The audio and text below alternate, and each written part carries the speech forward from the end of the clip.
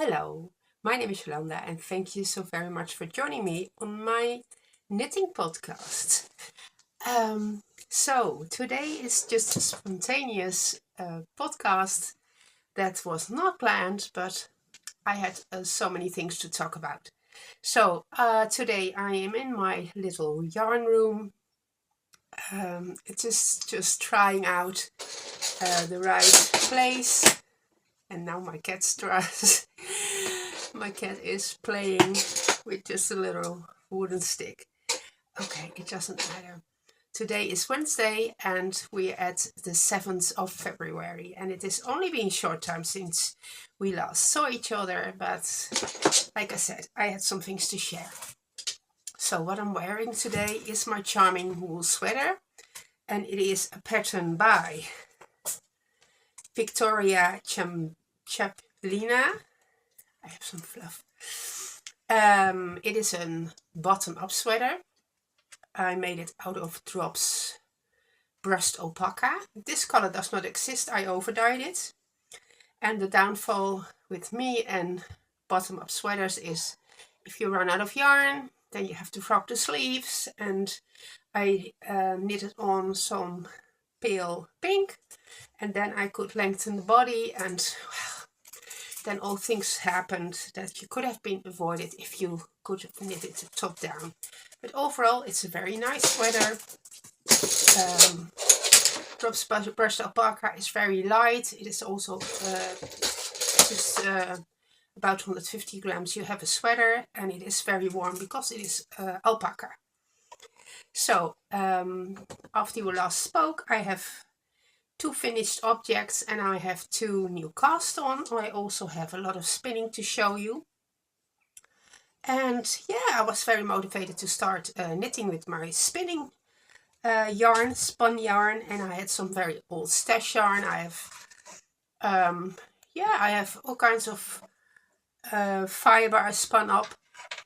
One of it was a fleece I got many years ago. I washed it, I processed it, and I was not such a good spinner. I carded to wool, but it was very thick and thin. But it doesn't matter for this project, because this is my emotional support chicken. It's just so lovely. And when it was finished, it is a very quick knit. So there is a little bit of seaming, but my 2 boys, they absolutely loved it. And Michael said, you know, Mom, I think we need more of those creatures in our house. So yeah, it is absolutely lovely. And when I saw this chicken on the finished knitting story, I immediately thought, okay, I just seriously need a chicken like that in my life. So this is all hand spun yarn. The only thing I needed to buy was the eyes, because I did not have any eyes. And I made it a little bit heavier. So I put a bag of rice in here. I probably have I had a little box of rice, 400 grams or something. I did it in plastic and I put it on the bottom, so it is a bit heavier and it can stand up very nicely without flopping over. I did striping on the bottom because I ran out of this brown yarn. I had way more, but I didn't want to cake it up. So yeah, my emotional support chicken. Who doesn't need one? So this is a crocheted together. I also crocheted these feathers together. And the rest was only this part was seaming. My cat, seriously. So, very simple project. I'm not sewing, I'm a groomie and that kind of stuff, but this was really, really nice. Mr. Day, can you please calm down? No, he is really going for it. Okay, so I want to show you my next finished object, which is the fall medley sweater. Yes, I did finish it. And again, I seem to always go for the hard way. So I almost finished it, and I put on a picture here how it looked. So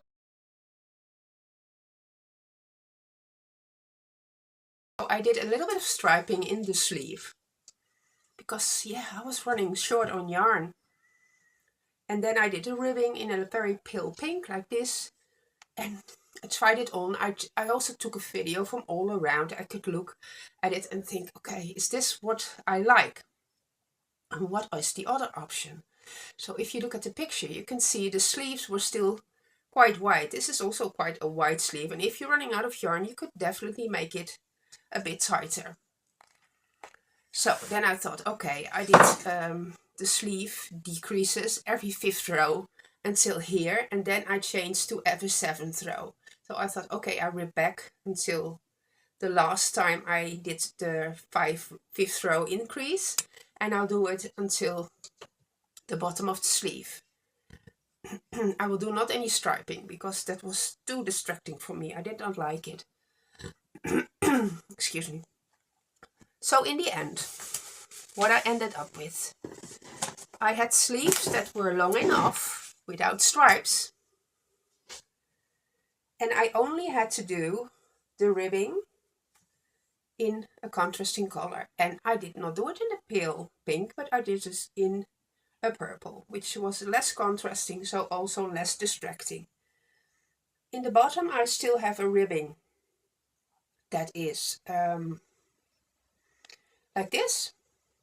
I will start wearing this for sure. The last time we spoke I had it knitted until here and there were no sleeves, so I knitted the sleeves twice since 6 days. And yeah, what I could do, I could actually remove this and just frog a little bit of the body and just do the ribbing in a body color. If I will or not, I'm not sure, but I could because it is long enough to do so. The yoke, oh, it all fits very nicely, but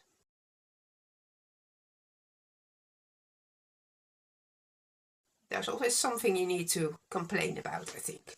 Well, not complain, but things you can improve. So I already saw, because this mohair yarn is quite thick, that the yoke became deeper than what I wanted. But of course you want to finish off the pattern, so it just was what it was. So the yoke is a little bit deeper than what I would prefer, which is only a little bit. I just like it a little bit, you know, if you move, your whole sweater comes up if the yoke is very deep. But okay, it's fine. It's really fine. Also the neckline. I think the neckline is a tiny little bit too loose. It's also very stretchy, so it will definitely stretch out because this is a heavy yoke with this. Yeah. So frogging a neckline the reversed way is very difficult. So I might pick up stitches and again use this color to knit a neckline. I might also unravel this, and I'm not sure. I don't even know I want to do this because I have done so much work on this. I don't know if I want to do that.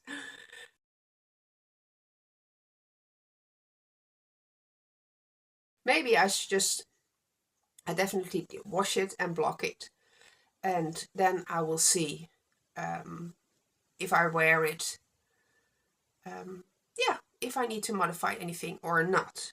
There is still another sweater I also need to modify from a while back, and that is not a problem. I will make a pile of things I want to modify, or I'll just want to get rid of. That is also an option. But I think this color looks nice on me. I think it is absolutely stunning. This is something that makes me really happy if I look at it. Yeah.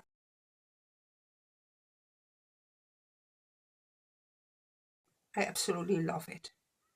So this is my second finished object. This is also object number 6 I finished from the 12 cast-ons of 2024.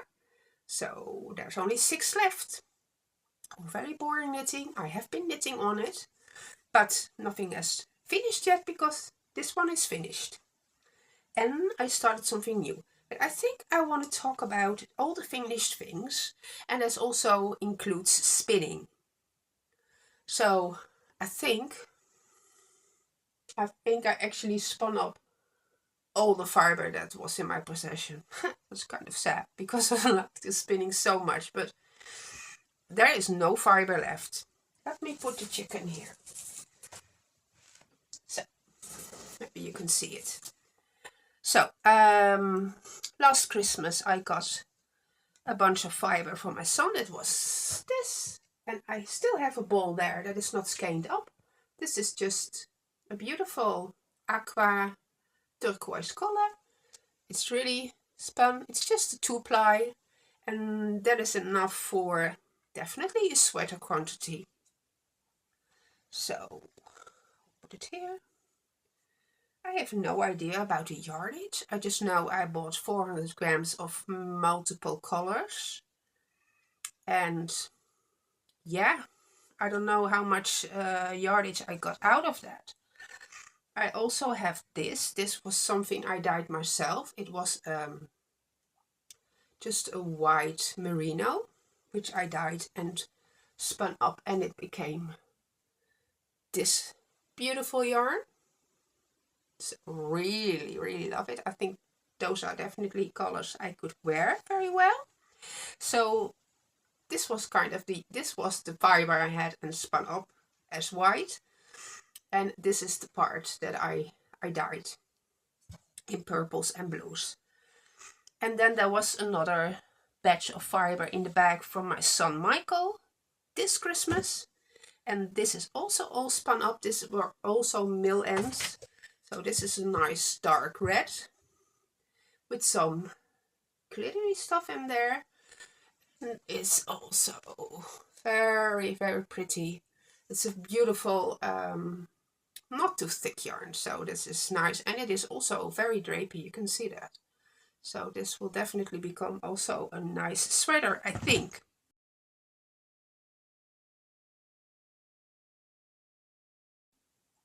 Probably, because I have so many shawls, and I do wear shawls, but not that often and not that many. I just have 1 or 2 that is just laying around, and I'll just throw over my shoulders, just purely for warmth and nothing more. But things might change because everything has changed in my life, so that might also be changed. So then I had a peachy colored yarn. I just went to my cabinets, and there was a lady who reached out to me and asked if I had some yarn for her she could use to, I mean, it was kind of a therapy for everything she was going through, and she needed to build up her strength, and she loved to crochet. So I went through all my stash, and there's always things you keep for a moment that will probably never come. So I sent her some stuff, and then I looked through my stuff and I thought, that is so nice, but it's so not my color. And that was also wool I dyed and later on spinned, and it was from a fleece I bought or got, I can't even remember. And it was also a little bit older. It was not so consistent, but I still loved it. And it was a sweater's quantity. It was kind of 2 batches. The color was a little bit different. So I have a little picture of the color soaking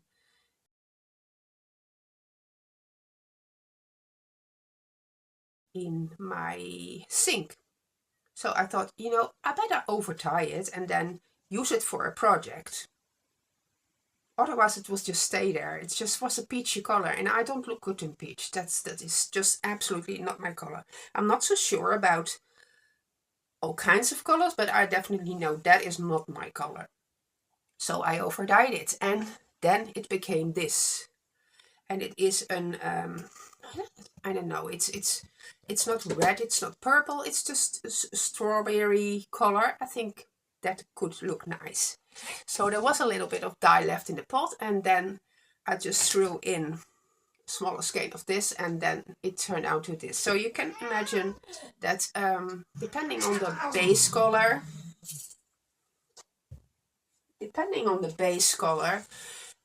colors turn out really differently. So then I just got inspired, because when you dye something you can totally wear, you just really want to use it. My cat is so annoying. Just leave my Missy alone, you Mr. Red. Come. Oh no, it's not that bad. Here's my cat Molly. Come, have a look. Don't be so upset.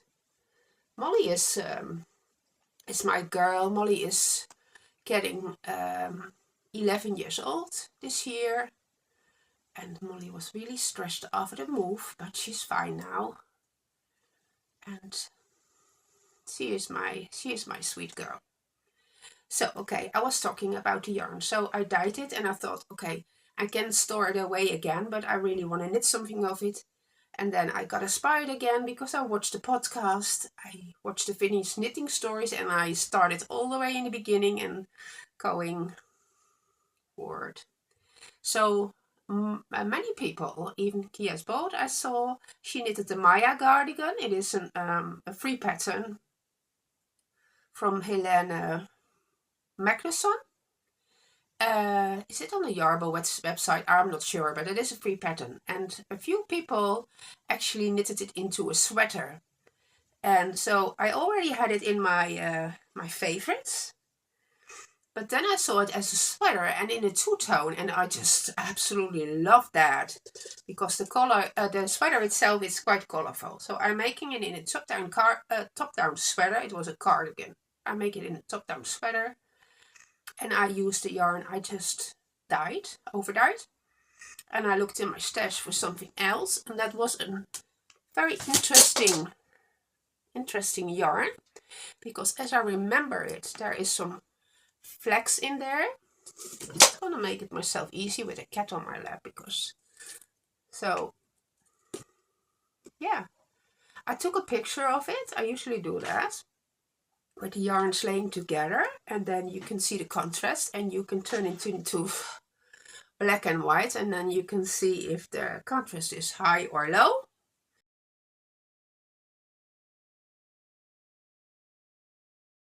I thought it was quite good, but then again, the yarn is a bit marbled. It had flecks of all kinds of colors, so the color work is not as, well, the definition is not as good as could be. Doesn't mean I don't like it, because I do like it, and it does. It is there.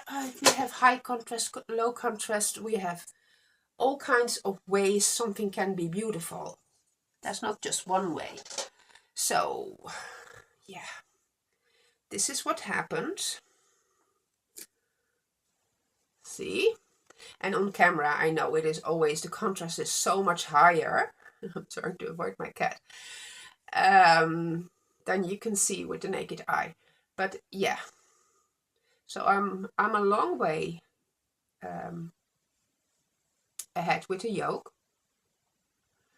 The neckline is very wide. I knew that. I cast it on 102 stitches, and I did no ribbing, because from now on I just want to cast on stitches and then pick them up later, and then just figure out the neckline after the cardigan or the sweater is finished, because it depends on so many things, on how loose or how tight you cast on. It also depends on how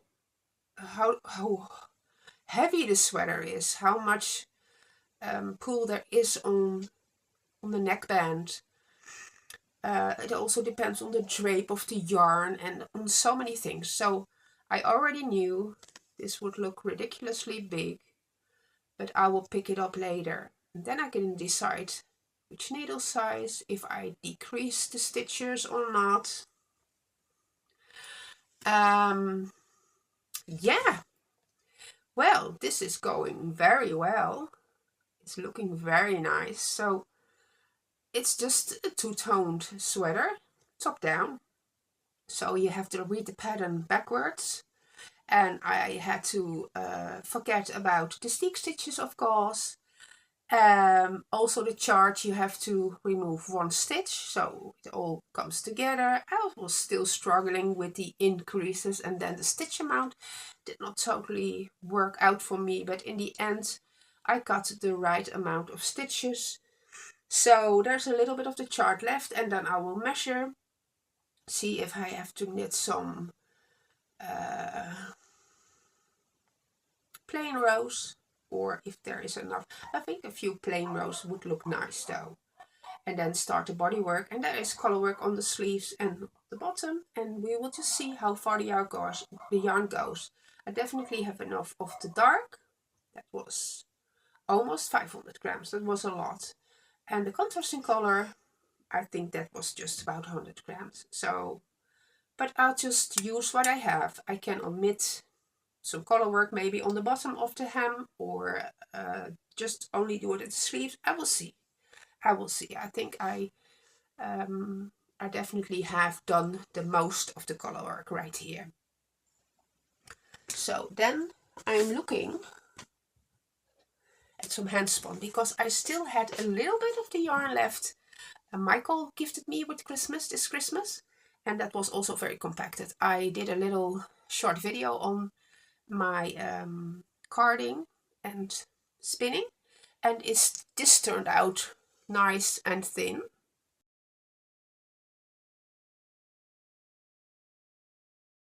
It is really, and it is fluffy, and I have 3 of these. So this is not skeined up. What I do, because I think I'm just lazy, I have 3 bobbins, and every bobbin can hold 200 grams, but as soon as my bobbin can filled up, I'll just use my electric ball winder, and I just wind it off, and then I end up with a few cakes, and then the cakes I'll just spin together until the bobbin is full again, and I'll wind it off. So I end up with a 2.5 cake of spun yarn now, and I can skein this up and wash it. And maybe if I see a project, I'm not even gonna do that. I'm just gonna use it as it is now. I could, I'm not sure.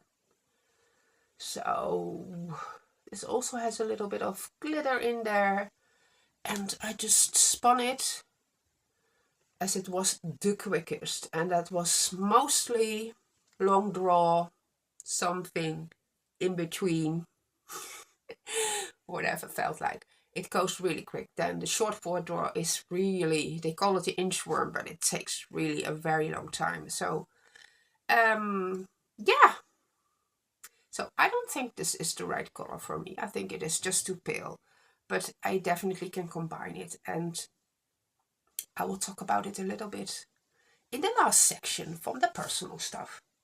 So I'm not even doing this in order, apparently. I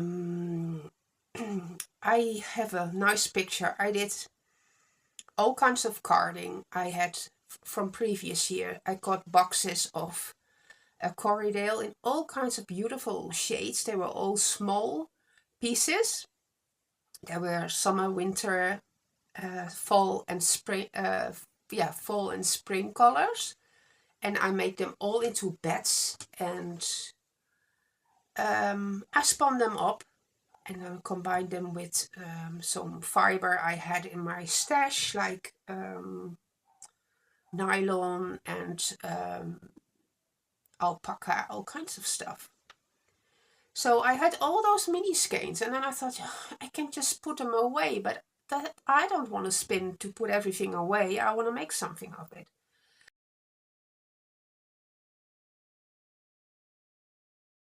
So then the old handspun came out, because I had a lot of this. I probably had a whole fleece of this, so it is very, very irregular. Can you see that? There's a very big lump there, and there is something strange going on. And yeah, I think you can see that. This is just very irregular, but it doesn't matter. This is how we all start, and this is perfectly good yarn. So I had patterns in my library, and at some point you buy patterns and they just stay there.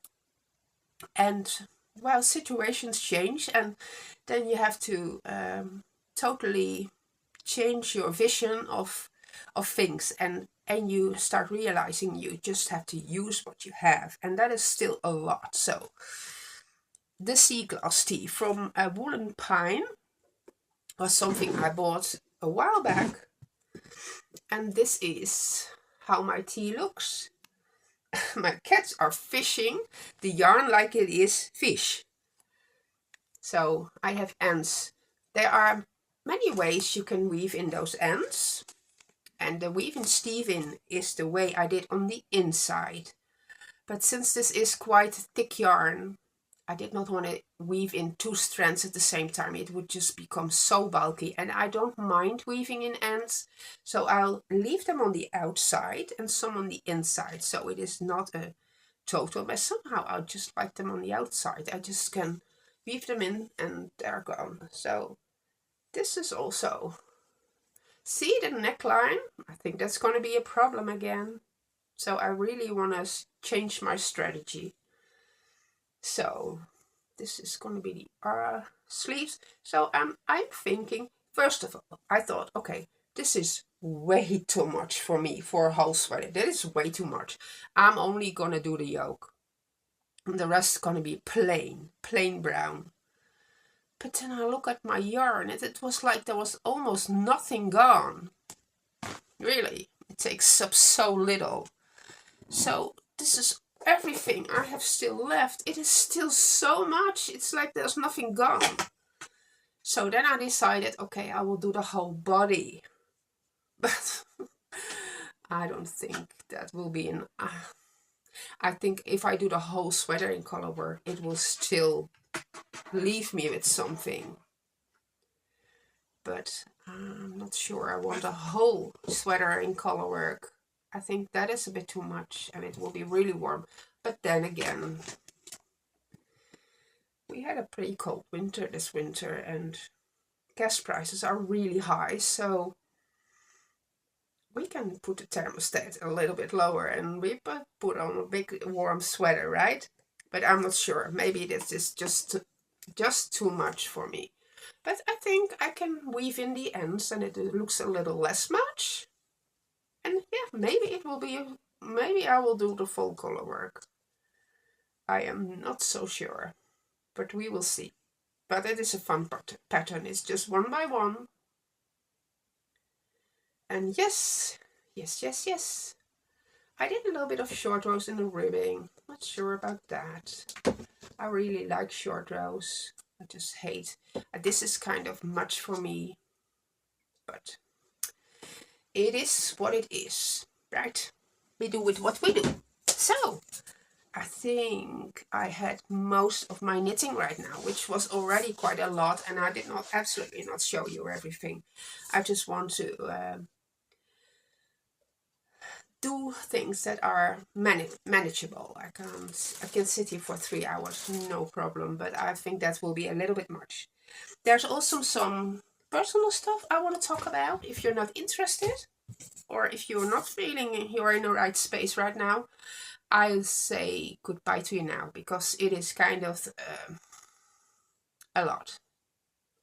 I will try to keep it short. And if you're leaving right now, then thank you so very much for joining me, because it was so nice talking to you all again. And thank you for all your kindness, for your likes, for your subscribes, and for your views. Those mean a lot to me. I think I need to put my door open because the cats are trying to murder each other. No, they're not. But one of it's very bossy. My goal's very bossy, and Mr. Red is just, he just wants to wrestle. He looks like a wrestler, and that's just what he wants to do. He's very young. We also have a cat from my mom. My mom passed away not last Christmas, the Christmas before, Christmas Eve, and she was in all kinds of centers and hospitals for a very long time, more than 6 months. So the cat was just in her house outside, and he got fed by a neighbor. And then at summer holiday came, and the neighbor said, been feeding that cat for so long, is your mother even coming home? And then it's like we had to make a decision, and we say, okay, we'll just pick him up. And since then he just lives with my son, because He's an outdoor cat. He does not want to go outdoors, but he is also a fighter. He just attacks any dog he can find. He is not fighting the other cats, but he is a big cat. And I don't want anybody to get hurt. I don't want the cats to get hurt. He is a very gentle giant. I don't know if I have a picture of him because he does not like me so much.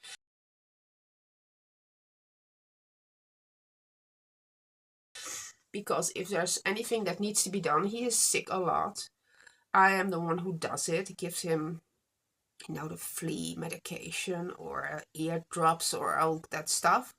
So I'm fine with that because he is actually my son's cat. He just looks after him very well, and they are just so good together that he just lives in my son's room, and they are just doing absolutely well together. I thought that would be such a problem to get an outdoor cat to live indoors, but there was no problem at all.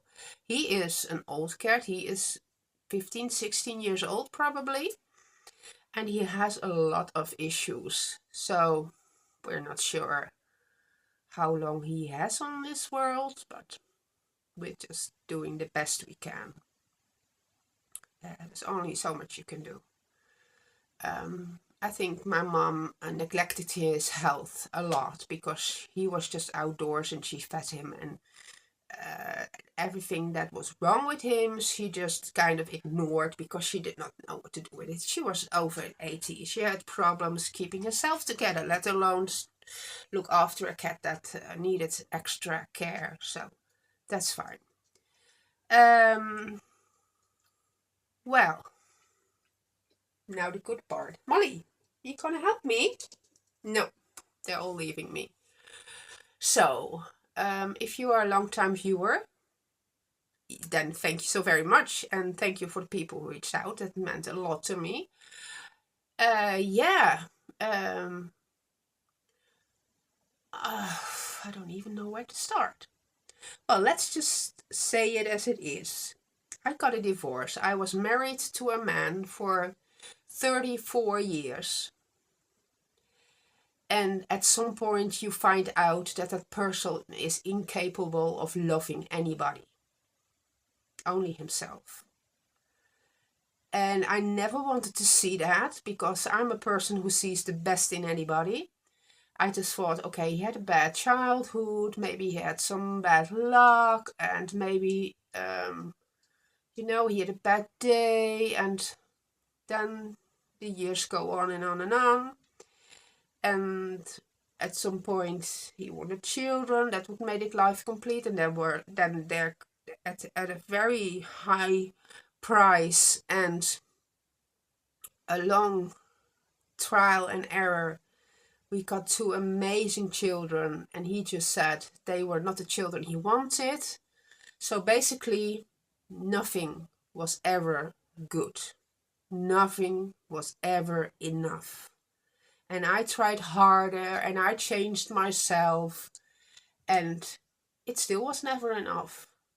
So I always thought, maybe after my father died, that was 15 years ago, I thought if I ever get a chance, if ever I get a chance, I'm going to leave because this is not a man I want to grow old with. He's going to kill me from the inside out. He's going to destroy everything I was, everything I wanted to be. And you always have some good days and things. The children grow up, they become great young men, and then you think, okay, well, everything is getting quieter. They were not easy children, but they were amazing children. But then things happened again. And if you've been stepped on for so many times, like you have no feelings, like you don't even matter. It doesn't matter if you cry, if you're sad. It did not matter at all. Then I thought, okay, this was the last time. My boys both have a job. They don't rely on me. If they don't want to come with me, if they want to move on their own, they can do so. They are not financial depending on me. I always knew it would be financial very hard for me because of my chronic illness that is never going to get better, only getting worse. I can never have a job. So life gets more expensive, and well, it doesn't matter. I very well knew exactly the situation. So after that incident, that happened many times before, but that was just the one that broke me, that said, this is enough. You have to go before it kills you. Just that was how it was. So I just wrote a letter to the housing company. I applied for a house. It took me 2 years. 2 years to find the house I have right now. To find a safe place. I also I had some things because I have many disabilities. I have some vehicles that cannot stand outdoors. They are both electric. They need a garage, and yeah. And then all of a sudden, there came a phone call, and she said, you're number one on the list if you want that house. So we went, everything had to be in secret, of course, because he already had threatened to kill himself if he would leave. So that was a whole different story. So it was a life full of manipulation. So that was not even a big thing for me. I just thought, whatever. Yeah, everything suddenly, within a month. We went to look for the house. The lady that used to live here, she lost her husband and her son. And she said immediately, if you take this house, I will leave the floors, I'll leave the curtains, I will leave all kinds of appliances. And we just walked into the house and we thought, oh, this is so nice. It felt like home. It is, yeah. Well, it's still a very big step. And everything had to be a secret. And it's been like, it was since the moment I decided I wanted to leave. I could not sleep, I could not eat. I left, I lost 20 kilos of weight, and in that year also my mom died. And it felt like there was a sign, I did not have to look after my mother anymore. Everything felt in place. The house, I had a neighbor, she offered to help us move. It was so strange. It like we had, of course, trouble deciding how we going. Especially my youngest son, he was also threatened by my ex, and he had a very hard time making this decision. Then I said, is it a house? He said, no, it's not a house. Then I said, this is the case. We are going to go now, or we're never going to go. Because it will never, never, ever gonna get easy. And then we decided we would go. And then, well, he wanted to go when he was at his job, and a little thing happened, and he found out earlier. And in the end, we had to leave in the middle of the night with the help of a neighbor. We took the dog, we took the cats, and then we had one more week when he was in some kind of a haze. He just went to his job, and we went back and forward, and we took only our own possessions. So we left everything else behind, all the furniture. We only took the mattresses, and the kids took their computers and their belongings, and that was it. So now we're here since July 23rd, and it has been a very, very difficult time. First of all, it is the best decision we made ever, because we are all in such a better place, and we're safe. We're not mentally abused anymore.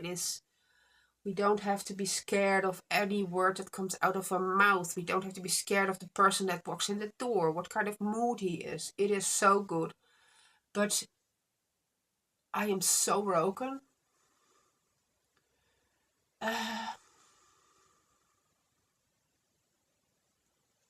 I gave everything, my whole life, to somebody who did not give anything back. And that is so hard. You want to believe in the good of people, but some people just aren't good. That's just the reality. So, now I have to look at all the good things. My kids are here with me. They are such a great boys. Patrick is already 20 now, and Michael is 23. We always had it good together, and we just have to pick up our lives. And in the first time ever Patrick had a birthday, he could invite somebody, and he could make plans. I said, you can plan your birthday. He said, yeah, Mom, you're right. I can actually plan my birthday without somebody ruining everything. And that just but I have constantly that guilt feeling, and I don't know why, but that is what I was always told, that I was not good enough. It was all my fault, and that is very hard to get rid of. But I have 2 children who can say it constantly to me, this is good, this is good. And now I just have to fight the war in my head. And that takes a long time. I have a mountain of work to do. But the work starts here. I will concentrate on the things I love. And now there's nobody putting me down. And that is amazing. And I just have to slowly find my way, finding myself back. I don't know where the future brings me, but hopefully no more tears.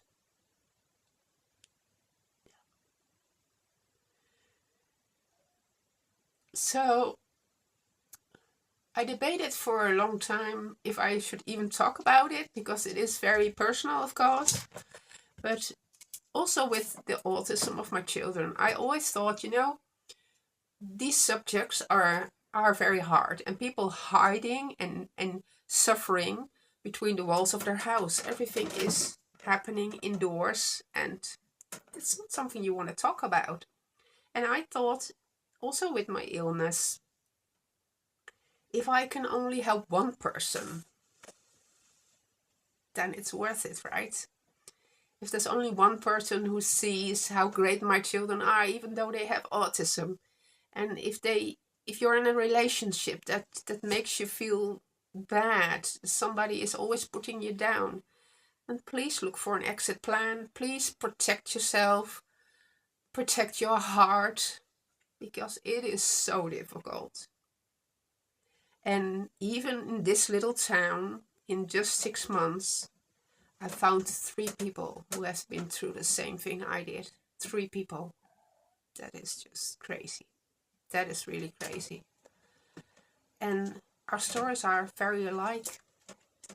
And that is very scary. But we have a responsibility, and we have to support each other.